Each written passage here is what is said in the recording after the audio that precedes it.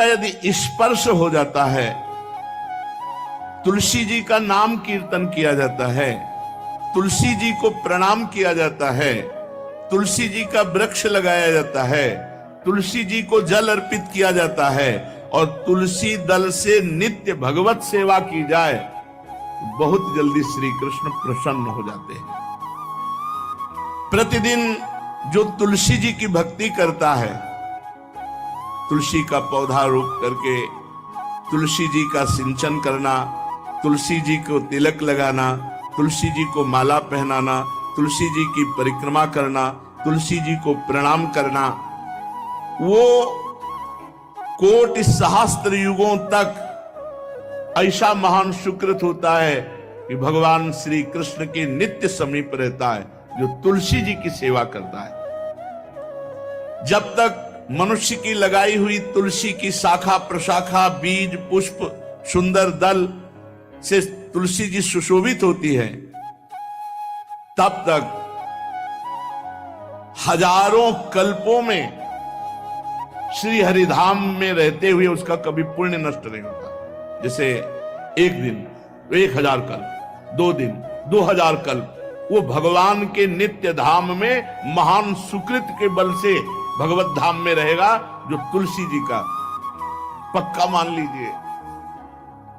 जब स्वयं में से तो तुलसी जी रोपण करके तुलसी जी का एक वन लगाया और रोज नवीन नवीन मंजरी तुलसी दल लेकर प्रभु के चरणों में, कहीं न कहीं तुलसी जी की कृपा हुई।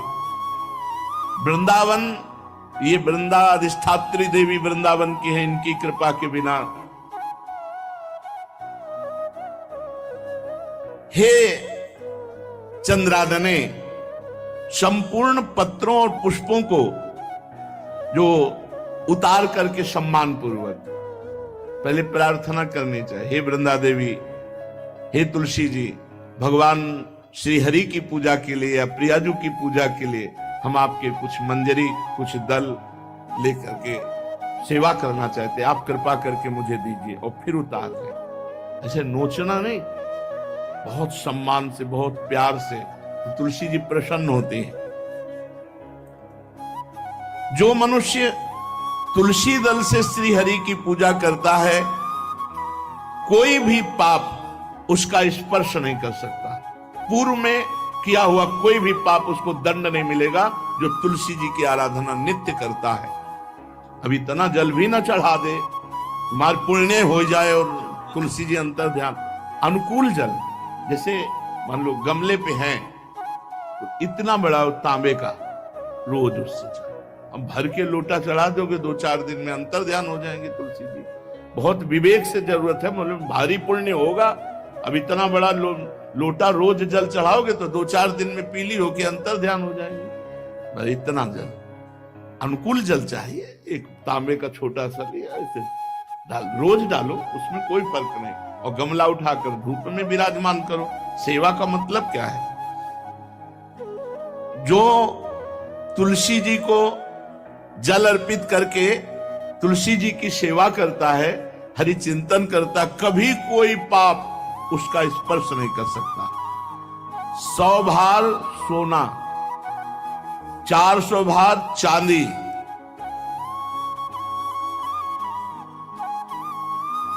का जो दान करने का फल होता है, वो एक तुलसी दल उतार, जो अपने द्वारा लगाई हुई तुलसी दल, वो हरि के चरणों में अर्पित करो। ये 100 भार सोना और चांदी बराबरी नहीं हो सकती। कितना महत्व है। जो रोज तुलसी दल चयन कर, द्वादशी को ना चयन करे, द्वादशी को मतलब बहुत बड़ा अपराध लगता है तुलसी दल का, इस मतलब तुलसी के वृक्ष का भी स्पर्श न करे। प्रणाम नमस्कार दूर से, एक भी दल नहीं टूटना चाहिए। द्वादशी को ऐसा हमने महापुरुषों से सुना है कि मंजरी और पत्र उतारना ये ठीक नहीं, बिल्कुल नहीं ठीक है। ब्रह्म हत्या का फल लगता है, अगर जो पाप लगता है अगर कोई द्वादशी को तुलसी चयन, बहुत सावधानी से।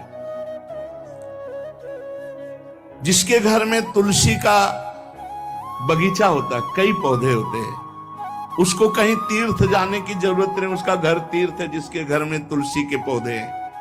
और यमराज कभी उस घर में किसी भी मरने वाले को लेने नहीं आएंगे। जिसके घर में तुलसी, लगा लो भैया तुलसी लगा लो घर में, काहे कोई यमराज को आने दोगे। सबके घर में तुलसी, कितना सुंदर पहले था। घर में आंगन होते थे, आंगन में एक बहुत बड़ा, और फिर उसमें तुलसी जी, और फिर उसमें 2-4 नर्मदेश्वर शालिग्राम ऐसे, और फिर घर का हर व्यक्ति जल चढ़ाना, प्रणाम करना, नमस्कार करना, चार पर।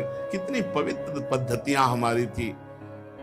जब रसोई बने पहली गाय के लिए, फिर कुछ पक्षियों के लिए, फिर कोई संत महात्मा, कोई भिक्षु, ऐसा कितना पवित्र व्यवहार।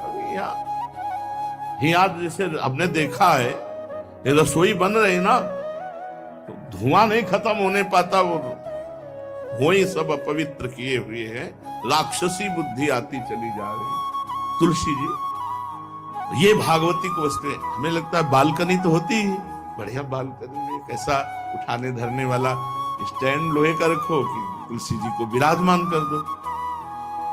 जिसके घर में तुलसी जी विराजमान होती है, उसके घर में यमराज कभी नहीं जाते। जो तुलसी जी का सेवन करता है, उसकी सारी कामनाएं तुलसी जी पूर्ण कर देती है। तुलसी जी को लगाना, तुलसी जी का पालन करना, तुलसी जी को सिंचन करना, तुलसी जी का दर्शन करना, तुलसी जी का स्पर्श करना, मनुष्य के द्वारा जो मन, वाणी और शरीर से पाप हो गए, सबको तुलसी महारानी क्षमा कर देती है, दग्ध कर देती है। पुष्कर आदि तीर्थ, गंगा आदि परम पावन नदियां, ये सब जो स्नान आदि, अवगाहन आदि करने का फल देते हैं, वो केवल तुलसी जी घर में विराजमान है, उसको फल मिल जाएगा। कितने बढ़िया। जो तुलसी जी की नवीन मंजरी प्रभु के चरणों में अर्पित करके प्रणाम करता है, वो चाहे कितना भी अपराध किए हो, वो कभी यमपुरी को नहीं देखेगा, कभी यमराज के पास नहीं जाएगा। जो मनुष्य तुलसी काष्ठ का घिसा हुआ चंदन लगाता है, उसके सारे संचित भस्म हो जाते हैं, और क्रियमाण जो वर्तमान, वो कभी उसको बांध नहीं सकते। तुलसी जी का काष्ठ का घिसा हुआ चंदन। जिसके घर में तुलसी की छाया होती है, वहां पितरों को अपने आप कल्याण प्राप्त हो जाता है। जो श्राद्ध करने से लाभ मिलता है पितरों को, घर में तुलसी लगा के, जो तुलसी की छाया, बड़ा पितरों को तृप्ति मिलती है। चतुर्भुज ब्रह्मा जी सारंग धनवा श्री हरि के महामहिम स्वरूप की अनुभूति करने के लिए भी कहा है कि तुलसी जी का महान महात्म्य, अगर तुलसी जी का सेवन करे तो भगवान श्री हरि की महिमा को जान जाएगा। स्त्री हो या पुरुष, पुरुष नपुंसक नारीवा जीव चराचर कोय, सर्व भाव भज कपट तज मोहि परम प्रिय सोय। शरीर वर्दी है, हमारी पोशाक है, हम सब एक हैं, आत्मस्वरूप है, कुछ अलग नहीं है। शरीर केवल पांच भौतिक है, तो सबका पांच भौतिक है, उसमें चिन्ह है स्त्री पुरुष के, बस। इसके लिए भगवान की आराधना निषेध थोड़ी है। जो स्त्री या पुरुष